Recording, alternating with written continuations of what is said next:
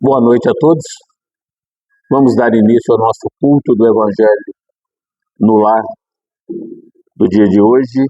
E como sempre o fazemos, uma leitura do livro Palavras de Vida Eterna, ditada pelo nosso querido Emmanuel ao Chico Xavier. Dinheiro e atitude. Porque a paixão do dinheiro é a raiz de toda espécie de males. E nessa cobiça alguns se desviaram da fé e se traspassaram a si mesmo em muitas dores. Paulo, Timóteo 6,10. Não encarceres o dinheiro para que o dinheiro não te encarcere. Bênção da vida que o Senhor permite circule na organização da comunidade, qual sangue no corpo converte-se em perigoso tirano de quem o escraviza. Deforma, por isso mesmo, os corações que o segregam no vício, como se faz verdugo implacável do avarento que o trancafia nos cofres da usura. Algemado à inteligência perversa, transforma-se em arma destruidora e, extorquido às lágrimas de viúvas e órfãos, vinga-se daqueles que o recolhem, instilando-lhes enfermidades e cegueiras de espírito. Libertado, porém, no campo do progresso e da bondade, converte-se em oculto libertador daqueles que o libertam. É por essa razão que se faz alegria na colher de leite à criança desamparada ou no leito simples que agasalha o doente sem teto, voltando em forma de paz àqueles que o distribuem. Orientado na direção dos que sofrem, é prece de gratidão em louvor dos braços que o movimentam e, conduzido aos círculos de aflição, é cântico inarticulado de amor para as almas que o semeiam na gleba castigada do sofrimento. Não é a moeda que envilece o homem, e sim um homem que envilece no desvario das paixões que o degradam. Deixa, pois, que o dinheiro de passagem por tuas mãos se faça bênção de trabalho, educação, caridade e socorro, a afeição do ar que respira sem furtá-lo aos pulmões dos outros, e perceberás que o dinheiro na origem é propriedade simples de Deus. Então vamos elevar os nossos pensamentos a Deus, rogando a Jesus, nosso guia e modelo da espiritualidade maior que nos envolve, nos assiste, nos inspira e nos intui nesse instante, toda a proteção necessária para o nosso refazimento moral, espiritual, energético. Que a espiritualidade maior possa derramar suas bênçãos salutares, balsâmicas sobre cada um de nós, encarnados e desencarnados. Te agradecemos, Pai misericordioso, pelo alimento, pela água, pelo teto e pelo agasalho. Te agradecemos pelos nossos entes queridos, encarnados e desencarnados. De igual forma, te rogamos pelos nossos amigos e até por aqueles que se julgam nossos inimigos. Mas derramai da vossa misericórdia, Senhor Jesus, sobre todos os nossos irmãos que se encontram nos presídios, perambulando pelas ruas em estado de drogadição, por aqueles que estão desencarnando nas guerras, nos leitos dos hospitais. Envie paz e serenidade aos nossos irmãos nos asilos, nos hospitais geriátricos, nos orfanatos, enfim, onde haja um só espírito em sofrimento, que a vossa paz, a vossa luz se faça presente, Senhor Jesus. E ainda, como pedintes que somos, te rogamos nesse instante, por todos os nossos irmãos suicidas, rogando a Maria, nossa mãe, e aos legionários do bem, possa endereçar a eles as nossas vibrações de carinho, de afeto, de ternura, que eles possam se sentir reenergizados e em breve possam estar no nosso seio novamente. E assim, Pai, imensamente agradecidos por essa oportunidade bendita da prática deste Evangelho, te agradecemos imensamente. Gratidão. Do Evangelho segundo o Espiritismo, capítulo 10, bem-aventurados os que são misericordiosos. Perdoai para que Deus vos perdoe. Bem-aventurados os que são misericordiosos, porque eles próprios alcançarão misericórdia. Mateus 5, 7. Se perdoardes aos homens as faltas que cometem contra vós, vosso Pai Celeste também perdoará vossos pecados. Mas se não perdoardes aos homens quando vos ofendem, vosso Pai também não perdoará vossos pecados. Mateus 6, 14 e 15. Se vosso irmão pecou contra vós, ide acertar a falta em particular, entre vós e ele. Se ele vos ouvir, tereis ganho vosso irmão. Então Pedro, se aproximando, lhe disse: Senhor, quantas vezes perdoarei ao meu irmão quando pecar contra mim? Será até 7 vezes? Jesus lhe respondeu: Não vos digo que apenas 7 vezes, e sim 70 vezes 7 vezes. Mateus 18, 15, 21 e 22. A misericórdia é o complemento da doçura, porque aquele que não é misericordioso não será também dócil nem pacífico. Ela consiste no esquecimento e no perdão das ofensas.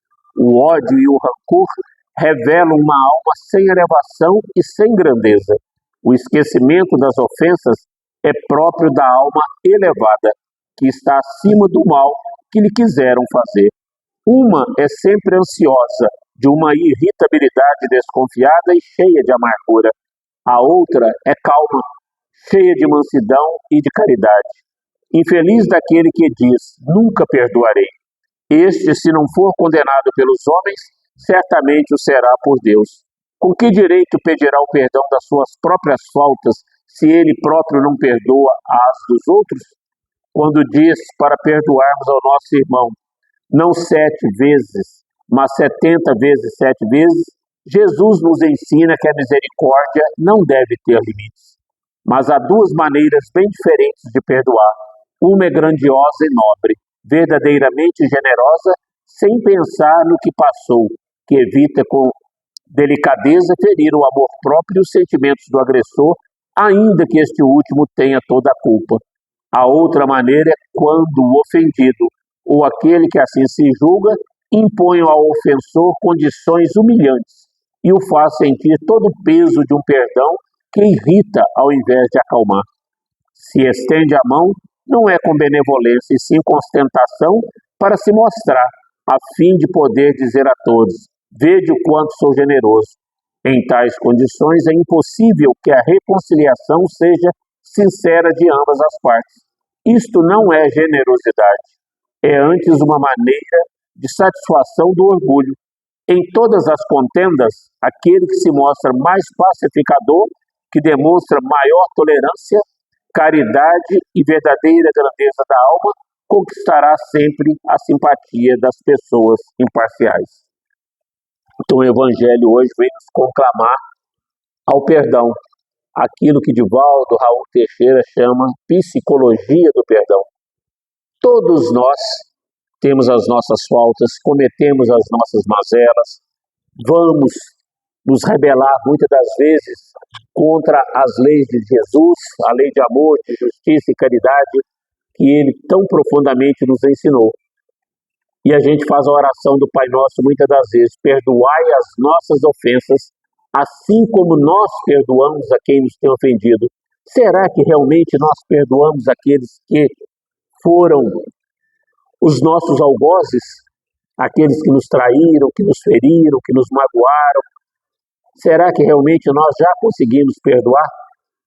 É uma das maiores dificuldades que o ser humano ainda encontra, mas tudo isso em virtude do egoísmo e do orgulho que ainda impera grandemente dentro de nós. Por isso o Evangelho nos fala: se vosso irmão pecou contra vós, ide acertar a falta em particular entre vós e ele, pois se ele aceitar, terás ganho com o amigo, não humilhando, não afrontando, querendo mais uma vez mostrar o erro do nosso semelhante. Muito pelo contrário, nós precisamos mostrar a outra face, como Cristo nos pediu. Todas as vezes que fôssemos ofendidos, que nós mostrássemos a outra face. E mostrar a outra face não é virar o rosto para apanhar do outro lado, porque todos nós temos o nosso direito à autodefesa. Mostrar a outra face é mostrar a nossa face de compaixão, de misericórdia, de empatia para com o nosso semelhante. Mostrar a nossa grandeza, a nossa superioridade moral, que nós já alcançamos. Então isso é mostrar a outra face. E o que é empatia? É nós nos colocarmos no lugar do outro. Misericórdia é nós agirmos, perdoar, esquecendo as faltas que tenham nos cometido. E compaixão é termos dó, comiseração para com aquele que nos ofendeu. Então, a diferença entre a misericórdia, a empatia e a compaixão é que na misericórdia nós agimos. Na compaixão, nós sentimos dó daquele que passa por provações, por expiações, mas nós não agimos. Na empatia, de igual forma, nós nos colocamos no lugar do outro. Até percebemos como é que ele está vivenciando aquele momento seu. Mas somente na misericórdia, miser, do latim, cordia, coração, é que nós realmente agimos. Então nós saímos da nossa mesmice e partimos para a ação, caridade, ação. Então nós precisamos realmente aprender a perdoar. E Kardec foi muito feliz quando indagou dos imortais na questão 686 do Livro dos Espíritos. Como é a caridade como entendia Jesus? E ele obteve como resposta: benevolência para com todos, indulgência com as imperfeições e o perdão das ofensas. Mas nós ainda não aprendemos a perdoar. E Raul Teixeira nos ensina com toda a propriedade que o modo mais fácil que nós temos para colocar em prática a psicologia do perdão é primeiramente não revidando a agressão, a ofensa da qual nós nos consideramos vítimas. Então nós não vamos revidar. Num segundo momento, nós vamos parar de falar naquele fato que nos aborreceu, que nos trouxe tristeza, amargura, decepções com um amigo, com um ente querido. E por fim, nós não vamos pensar mais. Então a gente começa de trás para frente. Fomos ofendidos, fomos agredidos, fomos traídos. Primeiro passo é não revidar. Depois, nós, com o tempo, não vamos falar mais naquele assunto. E por fim, deixamos de pensar.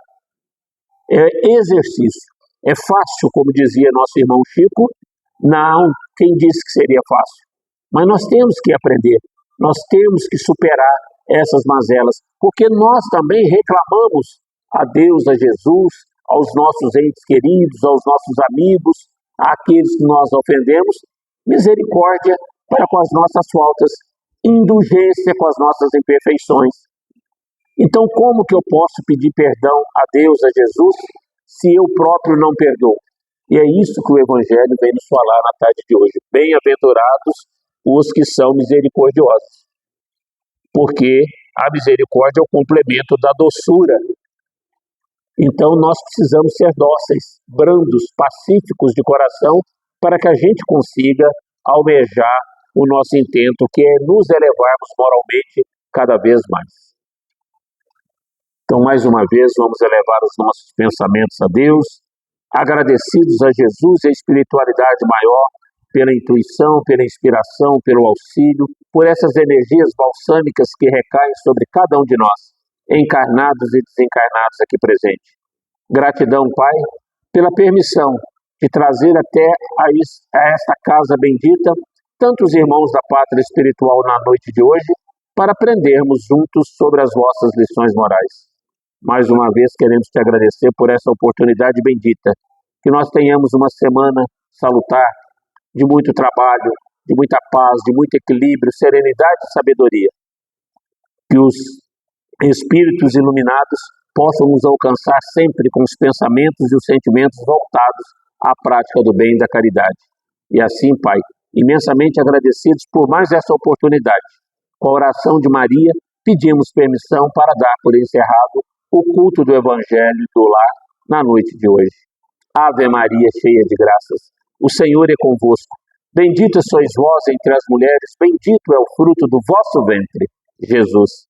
Santa Maria, Mãe de Jesus, rogai por nós, pecadores, agora e na hora do nosso desencarne, e que assim seja. Gratidão, Pai.